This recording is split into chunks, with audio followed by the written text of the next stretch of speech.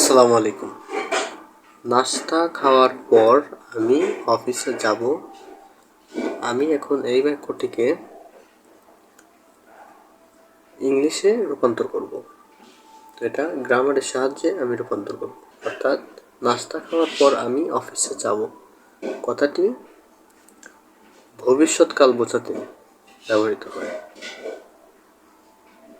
তো আমরা জানি ফিউচার ইনডেফিনিট টেন্সের গঠন হচ্ছে সাবজেক্ট প্লাস শ্যাল কিংবা উইল প্লাস মূল ভার্ব, আইএনজি হবে না, প্লাস অবজেক্ট, মূল ভার্বের present form plus object.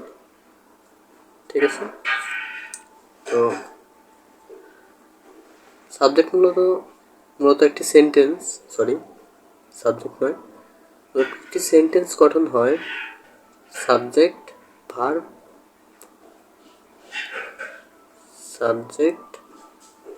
Verb plus object, তিনটি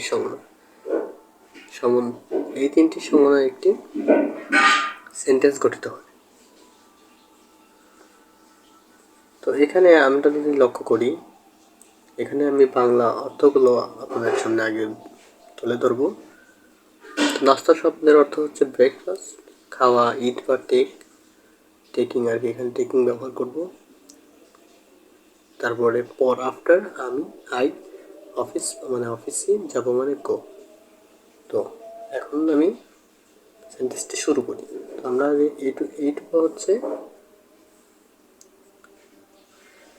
বাড়তি অংশ আর এইটুকু হচ্ছে মূল অংশ। তো আমরা আগে বাড়তি অংশটুকু লিখে রাখি। আফটার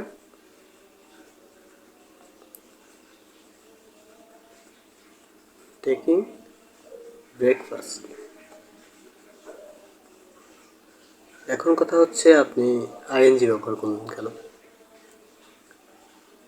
হবে।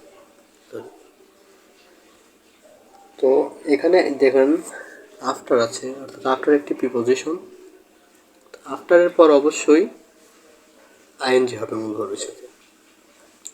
এটুকু পরের পার্টে দেখি কি আছে।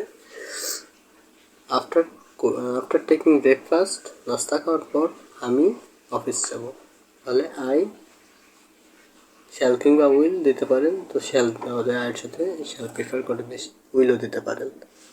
শ্যাল গো, এই দেখুন গো, এখানে কিন্তু গোয়িং হবে না। I shall go